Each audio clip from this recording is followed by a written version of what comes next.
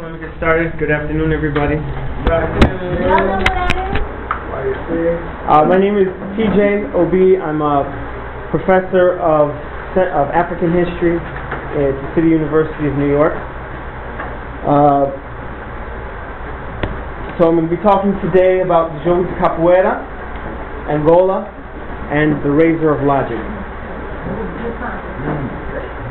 So I'd like to dedicate this talk to Albano Neves de Souza, who was the first one who really talked about the Ngolo, and that's the reason.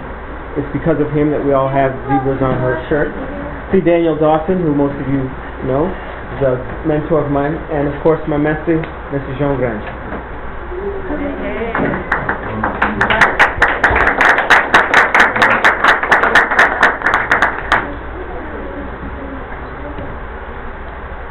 Capoeira veio da África, africano sedutor.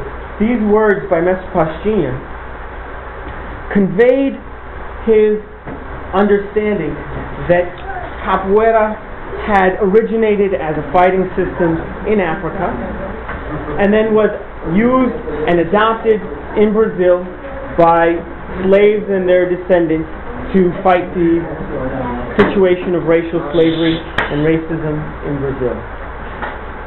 And this very subtle, seemingly subtle and profound understanding was vehemently denied by many academics. Particularly the African origin of this fighting system has been very vehemently denied, primarily by historians and anthropologists. I don't know if you guys have read the book by Waldo Arrego, The Sociology of Capoeira Angola. But in this book, and he was one of the first people to actually write about, the first anthropologist to write about Capoeira. He said that Mestre Pastinha didn't have the cultural level to discuss anything about African origin. So, what I'd like to do is, now these different anthropologists and historians, and this is something that's still coming out. A recent book came out about Capoeira maybe a year or two ago, again denying these African origins of Capoeira. Now, in place of an African source for Capoeira, they've come up with a number of theories of where Capoeira then came from. And I'd like to discuss these today, these different myths about Capoeira's origin, and compare them to the historical reality of what we know historically about Capoeira during the time of slavery in Brazil. So first of all, just to reorient ourselves. Now, in the 21st century, when we think of Capoeira, we think of the heartland of Capoeira being Salvador, Bahia. But if we go back to the time of slavery, the real epicenter of Capoeira was actually Rio de Janeiro. This is where we have the earliest and the most well-documented sources of Capoeira, and this is where it really rose to prominence in Brazilian society. So let me talk about the terminology that was used during the time of slavery is quite different from the terminology we use in the art today. The term Capoeira did not refer primarily to the game that we play, but it referred instead to people who were initiated into societies, what I call Capoeira societies, but were called at the time bandeiras or maltas or ranchos de Capoeira. So in the historical document, Capoeira referred to someone who practiced. So we say capoeirista. In slavery time, they would call you all capoeira. So that's not the practitioner? Yes, a practitioner. But it was more specific than a practitioner. It was a fully initiated practitioner, because there was these Capoeira societies had various levels of initiation. Started out, the lowest level of initiation was moleque. Right? So someone who was uninitiated was a moleque. Right? So I don't know how old the song is that we sing moleque to, but the original, if you went back to slavery times, this was in reference to Capoeira. This was someone who was uninitiated. Then they went, and this is moleque is a Bantu term from the Ngila language family, which I'll talk about later, where this martial art comes from, and it meant a youth who was uninitiated. it was transformed by the Portuguese themselves, this word, to mean a small child as a unit of sale in the slave trade. So they would talk about you'd have a different price for a maleki, which was a small child in the slave trade, versus a malecão, which was an older person, and there was different prices. So this was the Portuguese interpretation of the word, but the original meaning of the word was an initiated child. Now, and I'll be referring to the game that we play as the Jogo de Capoeira, because there was a distinction made under slavery times. And then lastly, there was this other term called capoeiragem. And capoeiragem, in a more specific sense, meant the fighting, the way that anything that these capoeira societies did. So the way they dressed was capoeiragem, the way that they fought in the streets with straight razors and sticks, headbutts, etc. This was all capoeiragem. But you could be arrested for capoeiragem for just dressing like a capoeira. Capoeiras had a very distinctive style of dress. They used different colored ribbons. Early on in the 19th century, different African ethnicities wore different colored ribbons to distinguish themselves. So the Congos had a certain color that they wore. The people from Nigeria, the Kalabari, had a different color that they would wear in terms of the ribbons.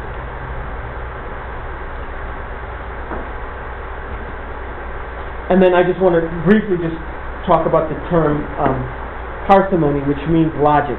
Okay, and this is a law in social science. It's called the law of parsimony. And what this means is that the simplest explanation is the most logical one. And if you're going to go with a convoluted, something that's more difficult and requires imagining multiple contexts, you have to give proof of some sort for it. And this is called Occam's razor because in logic it cuts through all sorts of what ifs and this could have, If it's not supported, we can't accept it as logical if there's some support. Okay, so Capoeira, the Jogo de Capoeira in Rio was associated with urban slavery, and urban slavery is quite different from the slavery we think of in North America. We think of rural plantation slavery. Urban slavery, and urban slavery was very much the same whether you're in Rio de Janeiro, colonial New York City, colonial Charleston. Slaves, obviously, slave masters didn't have land for the slaves to work on, so what they do, they send the slaves out into the streets to hustle and work for day wages. And then the slaves had to bring to their master what was called in Brazil a diária, which was a certain amount of money that they had to pay either on a daily or weekly basis. And as long as they paid that to the master, they went and did as they pleased.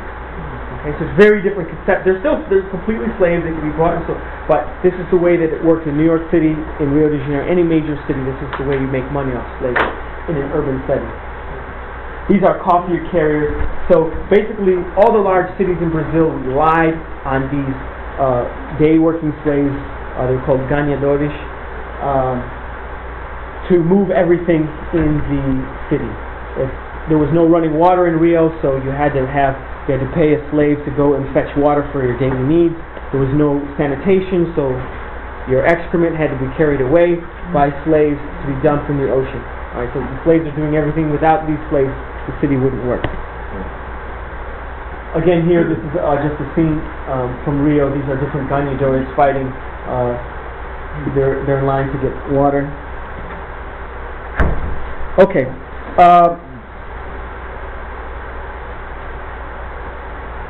So, capoeiragem, or the Jogo de Capoeira, was again associated with these maltas, or these closed societies, and young boys were initiated at a very young age, and they went through various systems. Now, part of the reason why the Jogo was so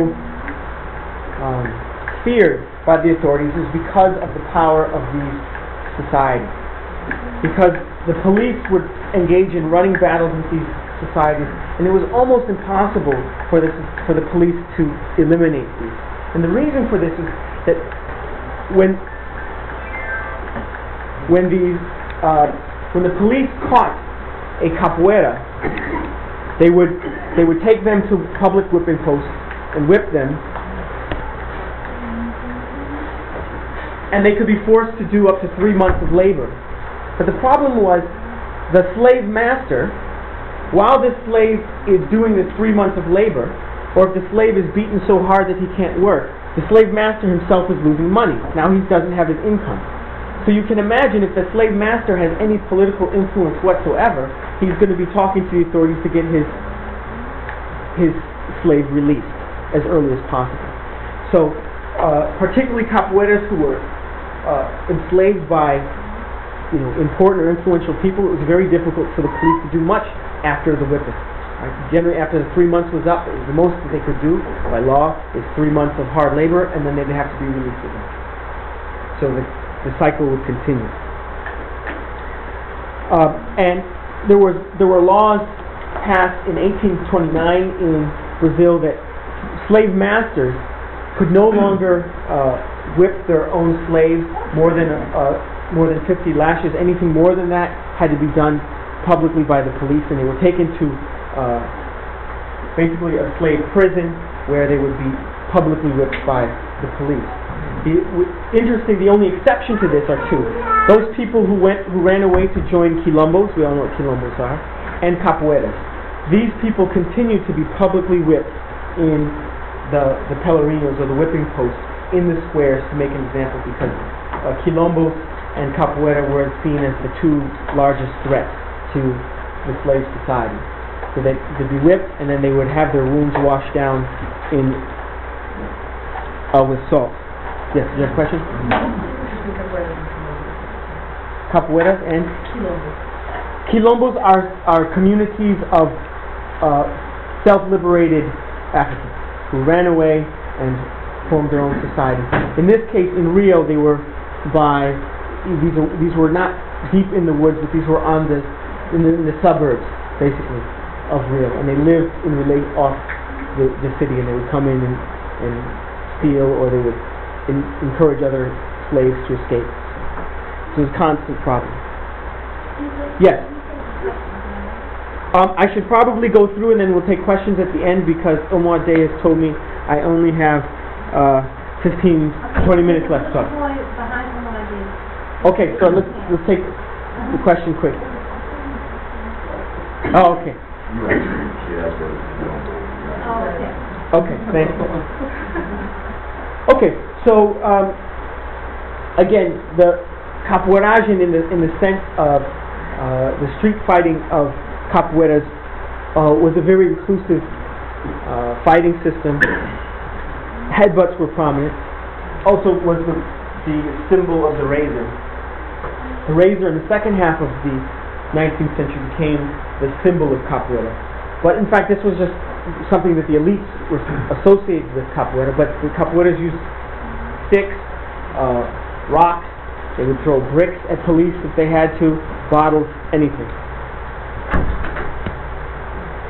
And these capoeira societies would engage in street wars, not only against the police, but against each other. So you can see the capoeira kicks, the cabeçadas, razors, rasteiros, etc. Police coming with their swords. Okay, now for the Jogo de Capoeira, from the early period, from the early 19th century, there seem to have been two separate modalities, separate types of games. The first was based on headbutt.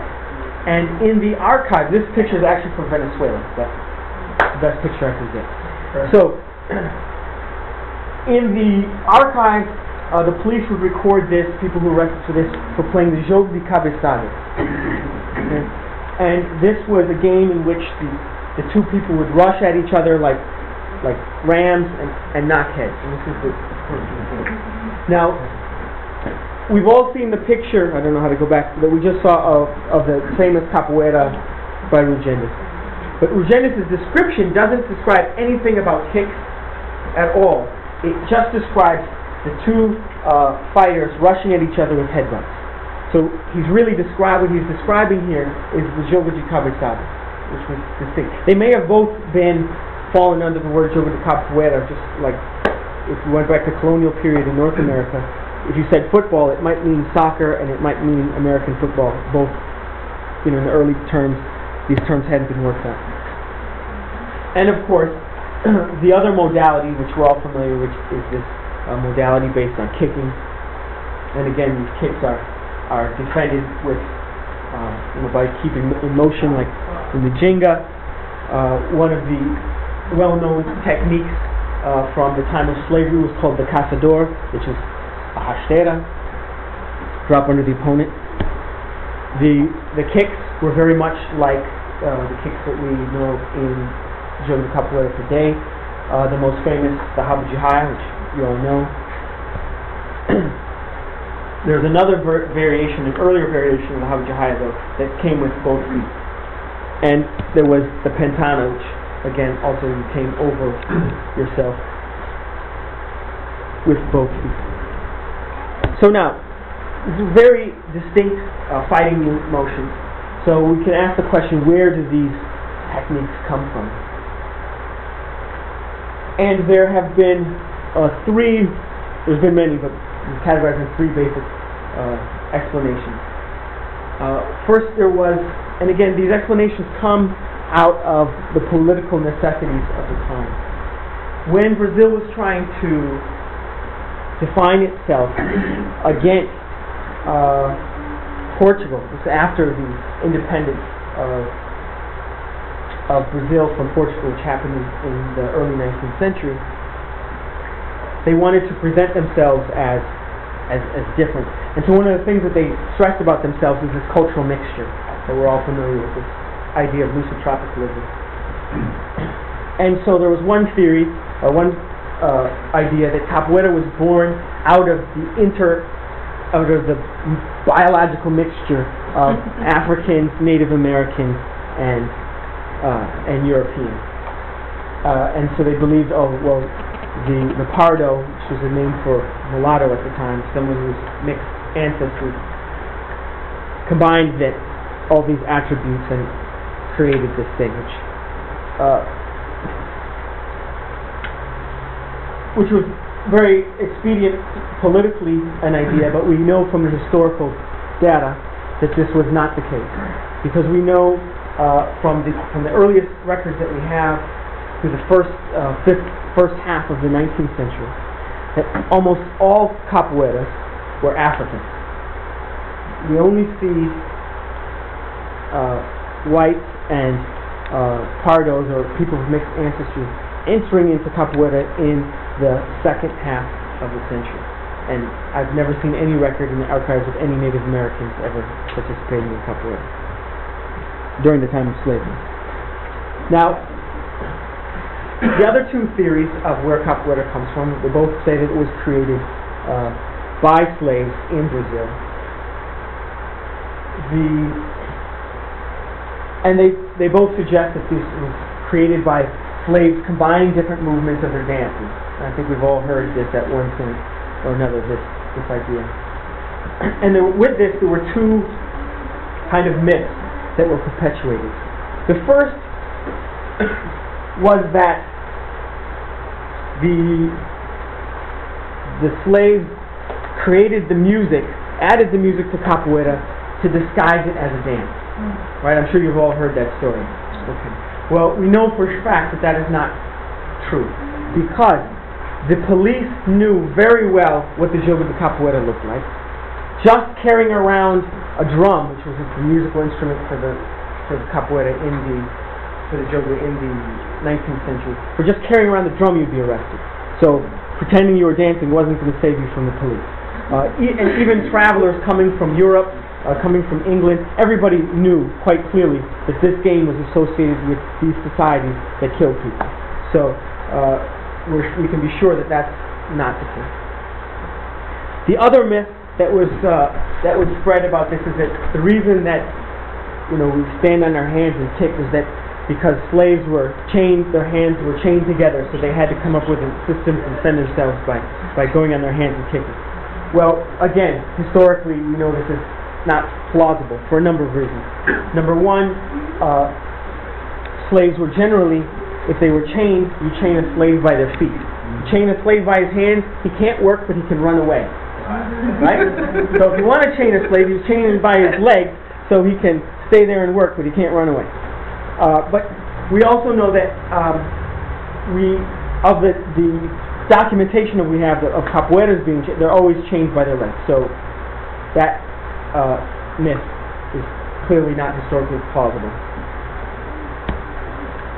Now,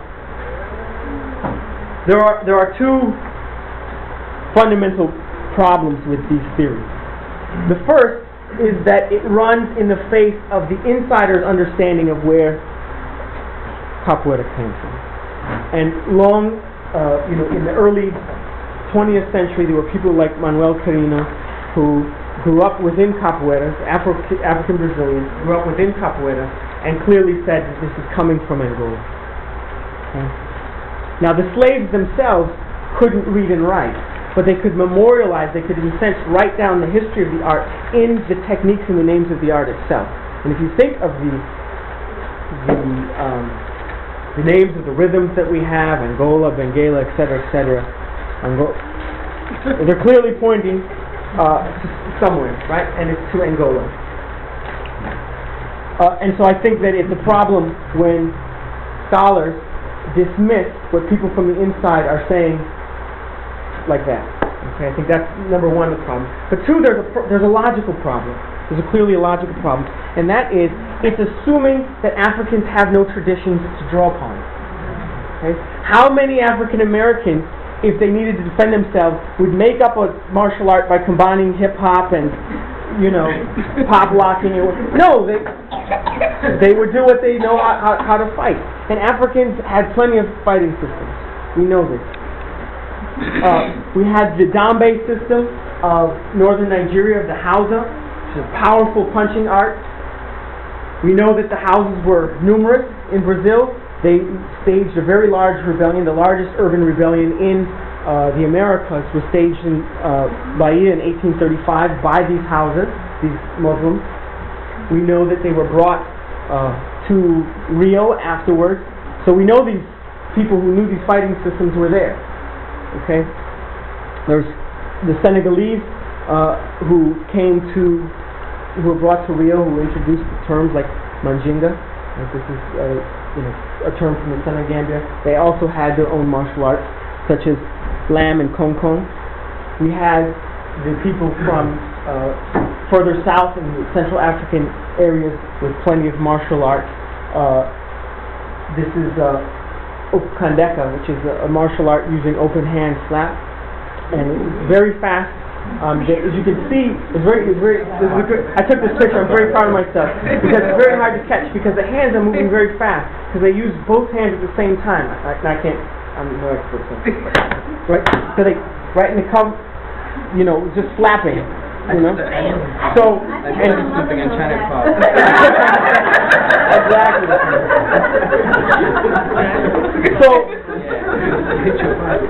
So we know that the enslaved Africans they had plenty of martial arts to draw on. They wouldn't make up movements from dances, and yet. And we see that capoeira, nor is capoeira a random collection of fighting movements from all these arts. Clearly, we can see that, obviously. Now,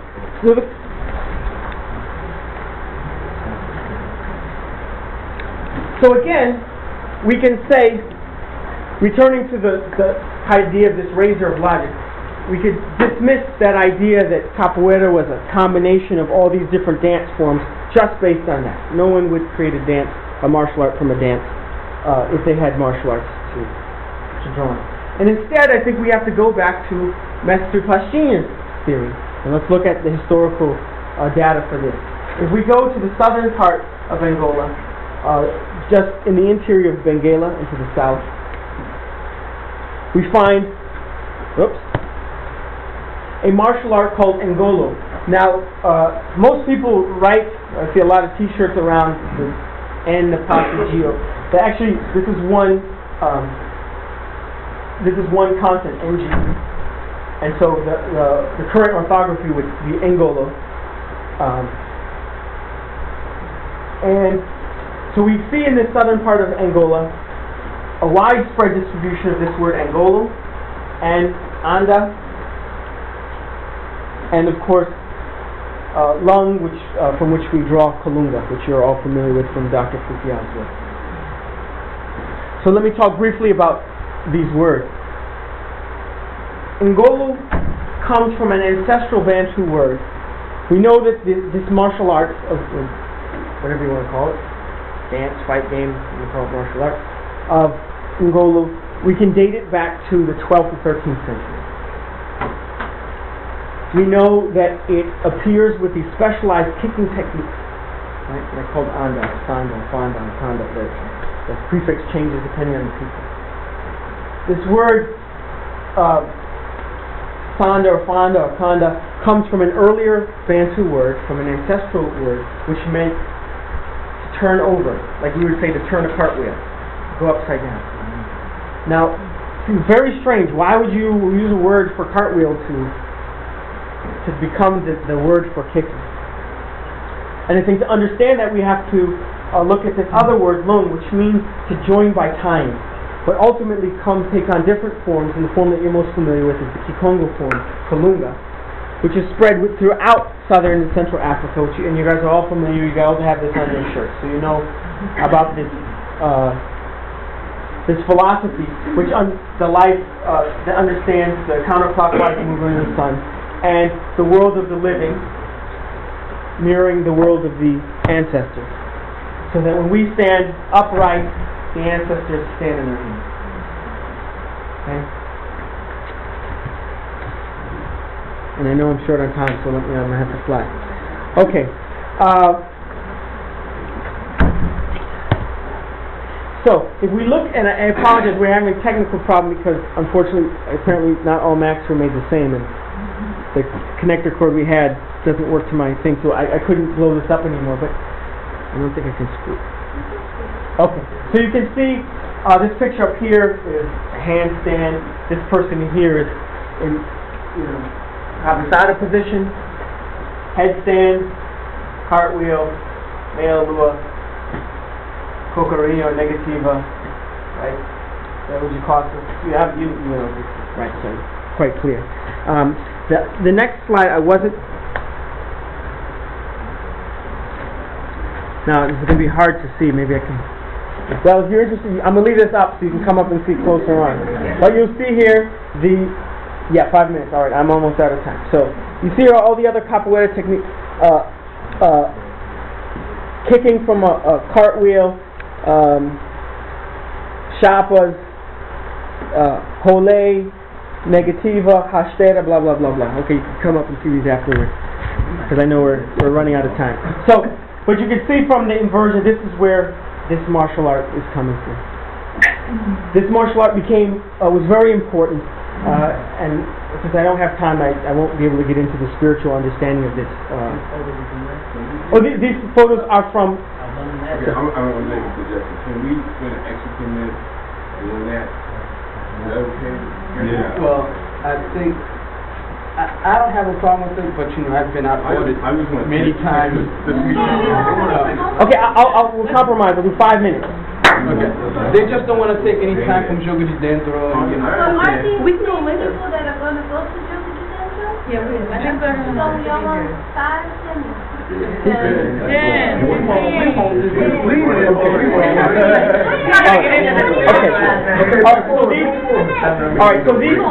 you can see these techniques are coming from this inverted understanding. Now, very briefly, as in Brazil, the people who were to be a master of this art had to be initiated into mastery of the art. Okay, initiation into mastery of the art was, in a sense, a spiritual transformation. This required an ancestral, I don't want to say possession, but an ancestor would come into with their special ritual called Kwatulela, and they would mark the Kalunga line across your face. They would have a special and we'll call it a hoda, and the term was olola, but for you, and you would play until you became, you say possessed, it's not a good word in academic circles, but okay, you became possessed, and from then on you would fight mounted. You would play or fight in Gola with the power of the ancestors. Right? So these inversions are not just aesthetic; they are aesthetically appreciated among these Simbabesian people as well, but it also plays a functional role in bringing down ancestral power. I did that pretty quick, right? Yeah. That's pretty good. That was a 10-minute explanation in 2 minutes. So, again, these are illustrations that were done about Albano Nebi's Souls maybe 70 years ago. These are, again, and if you saw the picture of the old Habu Jahaya in Rio, again, which I guess people don't do anymore, but see where it's going.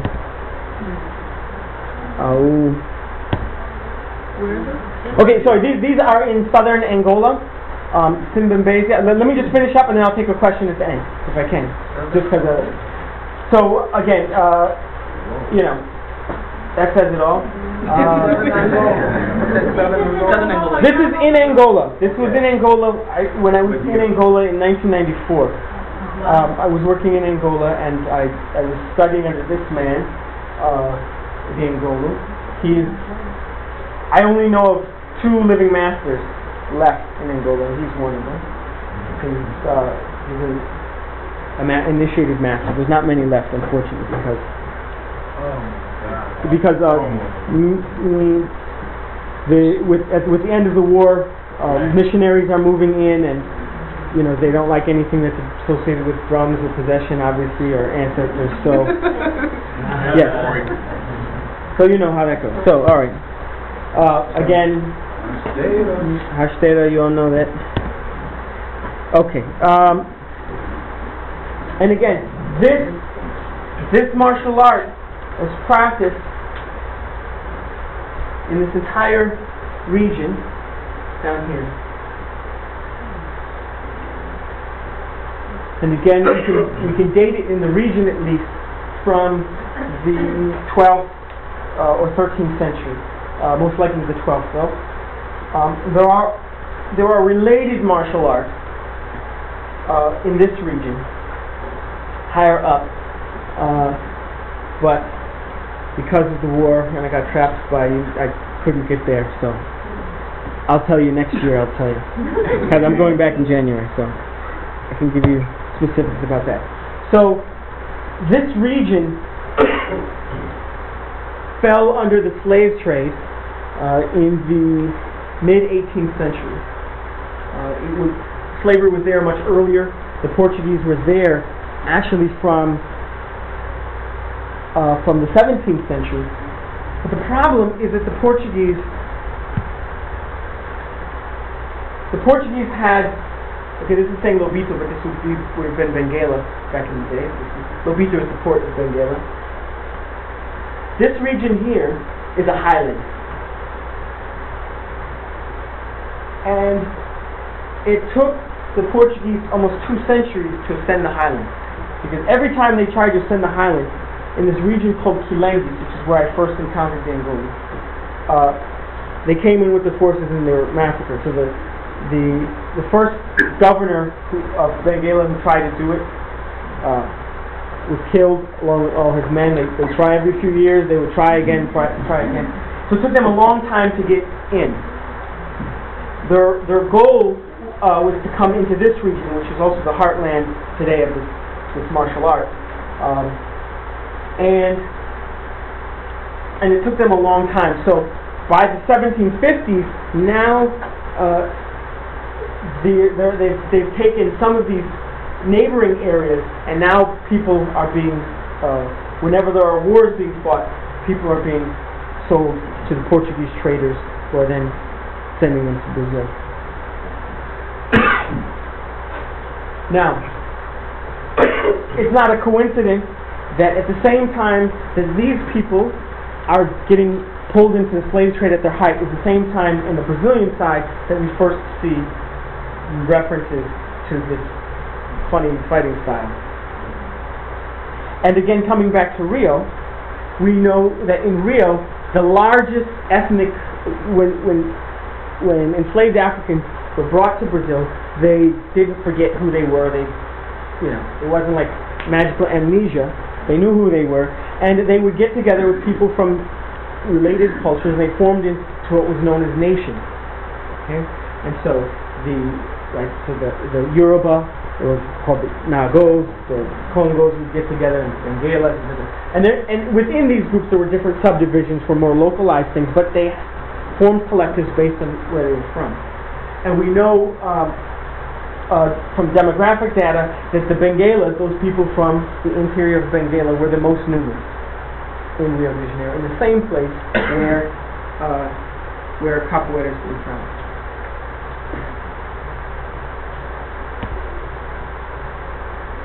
Again, from the southern region. There's a very specific trade. It's very different. The trade from what we think of in Salvador is very different, because up in Salvador the slaves were coming from the slave coast, or the Bight of Benin, from this region, and there was many more houses, Yorubas, etc., kind of things that we think of. But with Rio, there was no triangular trade with Rio. Rio exclusively dominated trade with Benguela. It was the traders in Benguela. It was people from Rio who were doing the trading in Benguela, dominating the trade in Benguela, not Portuguese, which is very different from the capital, Luanda. So this was people from Rio taking people from Benguela and sending them straight to Rio. And we know that more than 85% of the enslaved Africans in Rio came from Central Africa, came from Angola, came from this entire region.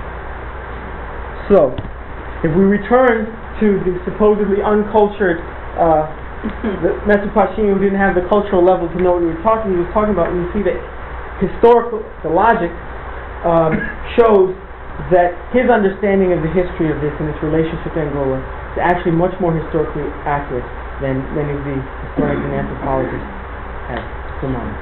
And I'll close with that. And we'll now see very quickly a video of this brilliant man actually playing capoeira.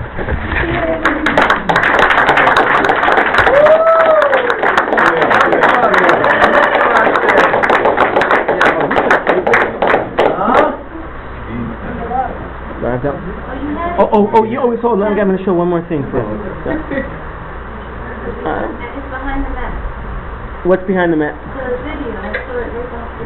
Okay, I'm sorry. I'm trying to show something. Where is it? Trying to show a short video of Angolo. That's not. Okay. What are you looking for? USB system? It's, you know what I'll do?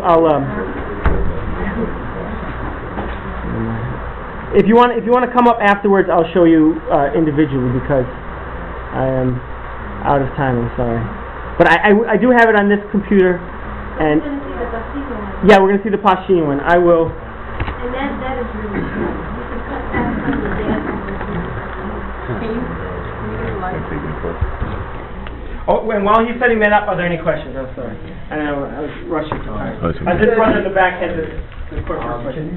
Can you just speak a little bit about how do they identify which ancestor? Was there like an elder who would identify which ancestor would enter into? Right.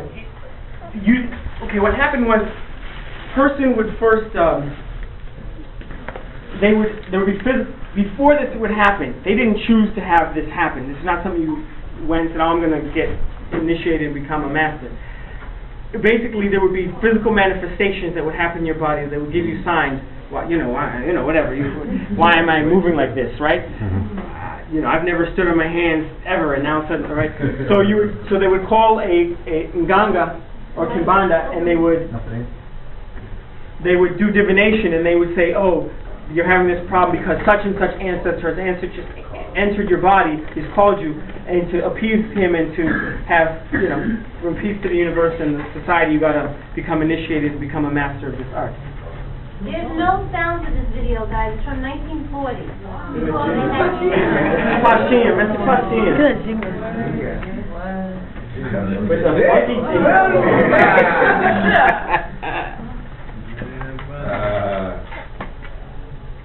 For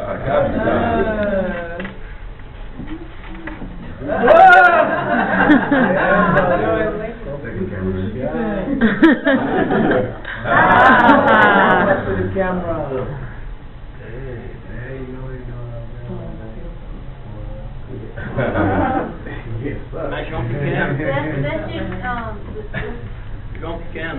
Major Pequeño and Bishop Valdemar. Right. Valdemar is the one with the hat, right? No, this is Bishop, Pastina and someone else. No, the, The other. yeah. Right now. Yeah. Yeah, Master Pastina's got the hat on. They both have He has the same cowboy hat. I got two. Now, This is John Major Pequeño and the one with the hat is Bishop Valdemar. Valdemar, right. Mr. João Pequeno now is 90 years old, still playing. And this is way before Major Gunja started playing capoeira. Wow. The game was like 30 years old, right? Probably younger than that. Probably. Late.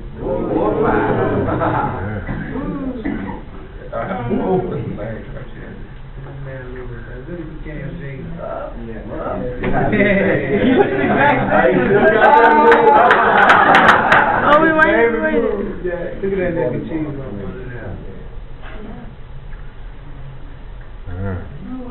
Who the cowboy? Yeah, you know. Who is this? Mash Pastina. Master Pastina. And another unknown student of his, we haven't gotten his name yet. What's the idea here? That's it. I don't think so. Master said he doesn't know this guy. He actually doesn't know because he wasn't there yet. Yeah, he was that's right. What? Before his time. And see the negativo he does? Oh. Run that back. Can we rewind? You can watch it over and over again later on. Look at that. Nice. Y'all don't do that here? Worth the price of the workshop. Oh. You do that in New York? Yeah, I knew it.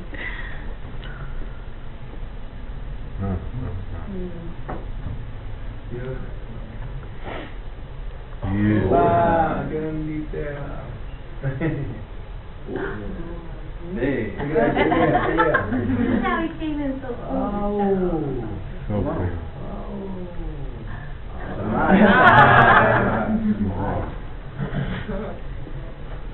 Yeah. Oh, that's how you do it. There it is. Get the hat. You know he's gonna get it, right?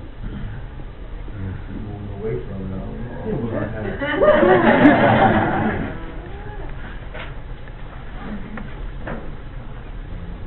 And you see, the women were always there, even at 3 years old. You see the little girl? And you know, I've heard people say that Mr. Pastina didn't play berimbau. Well, he's playing berimbau on this tape. And playing And he capoeira. really encouraged, like, women and children to play. But she doesn't like to get her hands dirty. She doesn't move and then she cleans her hands. Are you gonna let me have fun?